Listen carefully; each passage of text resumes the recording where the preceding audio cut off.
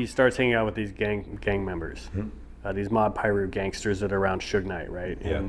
And I do wonder if Tupac had such a chaotic childhood and had to make new friends constantly. Like he was like a military brat who's in a different school every year and has to start all over again and find a new group of people to be around.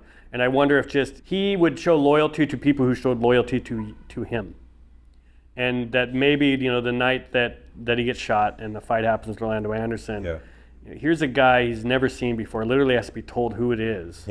I heard he knew who Orlando Anderson's name because everybody had heard about this big fight that had happened at Lakewood Mall. So I had some interaction with Trey, and he told me what I always suspected, which he gets blamed for that incident happening as if he told Tupac, go fight that guy. Of course he would not say that. Right. He just said, that's the guy. Yeah, that's the guy. And not realizing Pac's going to go off on his own, and he's feeling pumped up, whatever, and sign his very death impulsive warrant, young man, Tupac Shakur. Yeah. Whatever crew is with me and shows me loyalty, I'm going to show or prove my loyalty back to them, or I'm going to absorb their energy. And I mean, he gets a mob tattoo. I think when he left prison, he felt very indebted to Suge Knight. And whatever the truth was about the bail and who even funded the bail, he didn't know. He just knew he was out. He just knew he was out. And Suge was the guy that was there. And Suge came and visited him multiple times. Suge was sending his mom gifts when he was in prison. Suge sent him $15,000. Suge got him a death row flak jacket. Like, here's this guy. And now I'm going to work for him. And I go there to death row. I mean, I'm speculating, but it's based off of reporting. Like, I can't be in his head. I go to death row, right? And I go to the studio. I go to Can-Am. They have my Hennessy. They have my Newports. They got my blunts, neatly rolled. If I need a blowjob, there are plenty of women around. If I need to, I'm just saying, like, it was all there for him. And he had just been incarcerated for almost 8 months, right? Here's Suge with a new car. Here's Suge with another new car. Here's your place. Just sign it to death row, everything. He didn't know. Tupac was not a very financially savvy individual. How could he be? He wasn't raised with any level of financial savvy. If you're poor and growing up and bouncing from home to home, you're not going to be having tutorials on how to keep a checkbook. So a lot of it was like almost like a trip to Disney World. And he's getting all this. And not only are you going to record an album, we're going to make it a double album. And whatever producer you want. And you know that track, California Love, Dr. Dre's working on?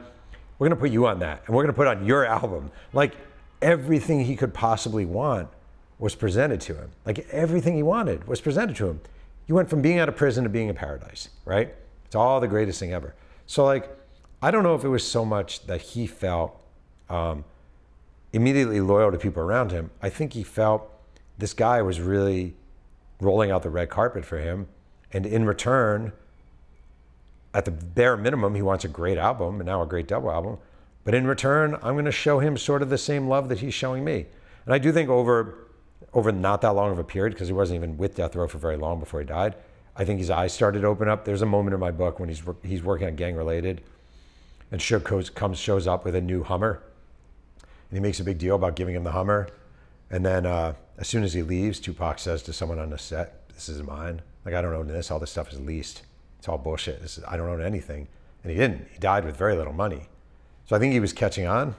He had good people around him, some good people, Kendrick Wells, Yasmin Fula, like people he felt who were honest human beings.